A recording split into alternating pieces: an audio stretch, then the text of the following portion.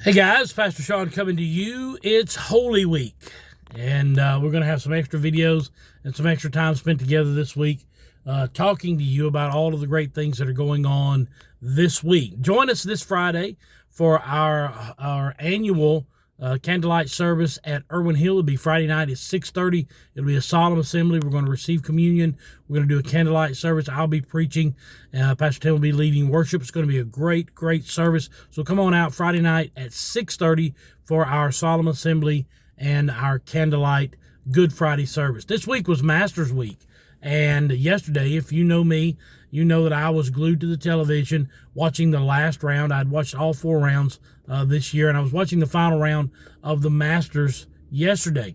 And as Scottie Scheffler put on that green jacket, he gave God all the glory. He told a story at the press conference that I was really amazed and impressed with. He said that on Sunday morning he woke up and just began to weep, began to cry uncontrollably about the moment that he was in. He was in that moment.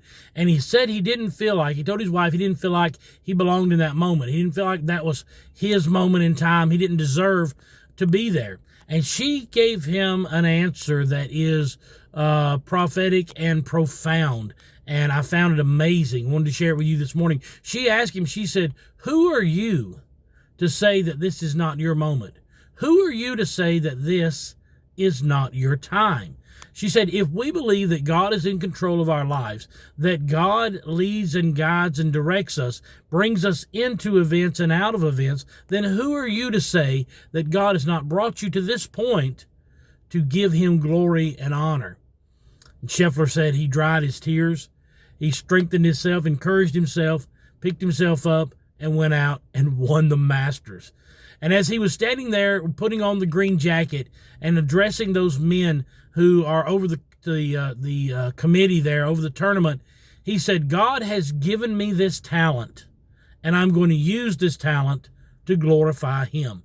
I was immediately reminded of Jesus Christ. Christ comes into the city of Jerusalem, and he comes across the mountain there, and he looks over Jerusalem and says, "Oh, I would have gathered you like a hen does her chicks, but you did not know the time of your moment. You didn't know the time of my coming. You didn't know the moment that you were looking for." For 483 years, the Jews had been looking for the Messiah. They knew that there was coming a day, there was coming a Messiah.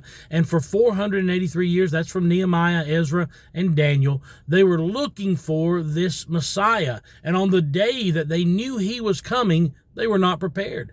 The religious leaders were not looking for a natural man. They were looking for somebody who would descend from heaven as a full-grown king, who would take over, who would overthrow the Roman Empire and would sit down on the throne in Jerusalem. That's what they were looking for. What they got was a Savior. What they got was God in the flesh. What they got was Jesus Christ riding on a donkey into town, being celebrated by thieves and beggars and prostitutes, by the crippled and the blind and the lame. He was celebrated by all of those who he had touched and he had increased and who he had healed and he had blessed. He was being celebrated by those that nobody else wanted. Isn't that the way God does? God comes like a thief in the night. He comes in the way he wants to come in, not the way you and I expect him to come in. But Jesus said, how much would it have been? How great would it have been had you known your moment? Let me encourage you this morning not to miss your moment. Don't miss your moment in the sun. Don't miss your moment with Christ. Don't miss your moment to share the gospel with somebody. Don't miss your moment to tell somebody about the greatness of Jesus Christ. This is Holy Week. This is the week in which Christ died and rose from the dead, and we're going to celebrate that this week with all of these videos. I promise you, God is up to something. God is doing something great in the church. God is doing something great in this ministry. God is going to do something great in your life, but do not miss the moment. Don't miss the opportunity to be a light shining in the darkness.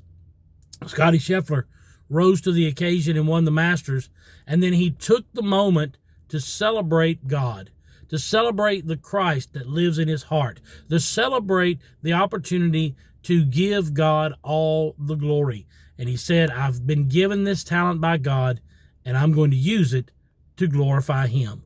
So take this week, celebrate your moment, step into that role that God is calling you into, and watch what God will do. I love you. I'm praying for you. Hope you have a magnificent week. I'll see you again tomorrow. God bless you as always, is my prayer.